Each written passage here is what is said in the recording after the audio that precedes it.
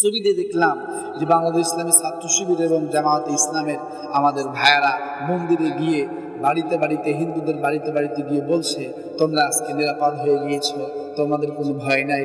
কিছু স্বার্থান্বেষী মহল যারা সবসময় সব দলে ভিড়ে যায়, তারা আমাদের হিন্দু ভাইদের উপরে আঘাত করছে, তারা মন্দির ভাঙার চেষ্টা করে আমাদের দেশটাকে একটি সাম্প্রদায়িক দাঙ্গা হামাঙ্গার ভেতরে দেশটাকে পতিত করতে চায়।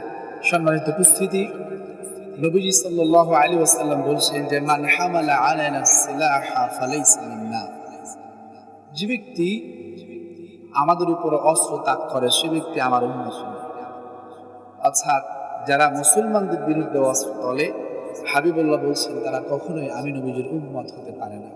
নবীজি কিছু কিছু মানুষকে, যারা নামাজি রোজা রাখে, হজ করে, জাকাত দেয়, যারা দান সদকা করে, যারা ইসলাম মানে কিন্তু নবীজি তাদেরকে উম্মত বলে অস্বীকার করেছে, তাদের ভিতরে এমন কিছু লোক আছে যারা মুসলমানদের বিরুদ্ধে অস্ত্র ধারণ করে। শুধু এটা নয়, তারা নিরপরাধ মানুষদেরকে হত্যা করে, তারাও নবীজির উম্মত না।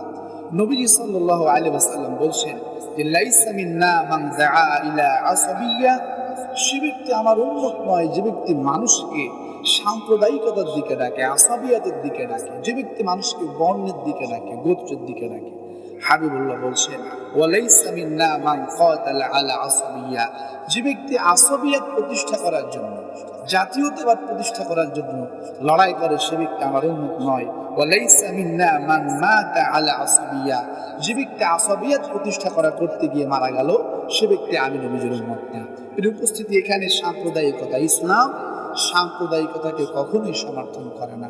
আজকে এই বাংলাদেশ 24-এ বিজয় লাভ করার পরে আমাদের তারুণ্যের হাত ধরে যখন বাংলাদেশ বিজয় লাভ করলো, ঠিক এই মুহূর্তে কিছু স্বার্থান্বেষী মহল যারা সবসময় সব দলে ভিড়ে যায়, তারা আমাদের হিন্দু ভাইদের উপরে আঘাত করছে, তারা মন্দির ভাঙার চেষ্টা করে আমাদের দেশটাকে একটি সাম্প্রদায়িক দাঙ্গা হামাঙ্গার ভেতরে দেশটাকে পতিত করতে চায়। এই জন্য আমি আজকের জুমার নামাজে উদাত্ত আহ্বান করতে চাই যে আমরা যারা মুসলিম ভাইয়েরা আছি, আমরা সবাই আমাদের হিন্দু ভাইদের মন্দিরে পাহারা দেব। ইতিমধ্যে পাহারা শুরু হয়ে গিয়েছে আলহামদুলিল্লাহ। যে বাংলাদেশের ছাত্র সমাজ শুধু নয়, ওলামায়ে কেরাম, মাদ্রাসা তলবে ইলমরা সবাই মিলে আজকে মন্দির পাহারা দিচ্ছে। আজকে সবাই মানুষের জান নিরাপত্তা নিশ্চিত করে যাচ্ছে।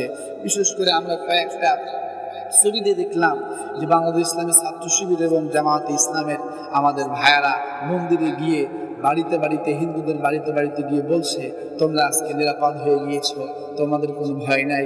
মনে হলো যেন যে মক্কা বিজয় শুরু হয়ে গিয়েছে। তারা সবাই পরস্পরের সঙ্গে কুশল বিনিময় করছে, সবাইকে বলছে তুমি আমার থেকে নিরাপদ। এই জন্য আমি ওদের আহ্বান জানাবো, আমাদের যারা আলহামদুলিল্লাহ প্রিয় উপস্থিতি, আমি আপনাদের কাছে ওদের আহ্বান জানাবো যে আমাদের হিন্দু ভাইয়েরা নিরাপদ থাকে, তাদের উপরে যেন কেউ আঘাত না করে, আমরা সেদিকে খেয়াল রাখবো ইনশাআল্লাহ। আল্লাহ তাআলা আমাদের সবাইকে সেই তৌফিক দান করুক, সবাইকে ঐক্যবদ্ধ হয়ে একটি সোনার দেশ গঠন করার তৌফিক দান করুক, আমিন। আসসালামু আলাইকুম ওয়া রাহমাতুল্লাহ।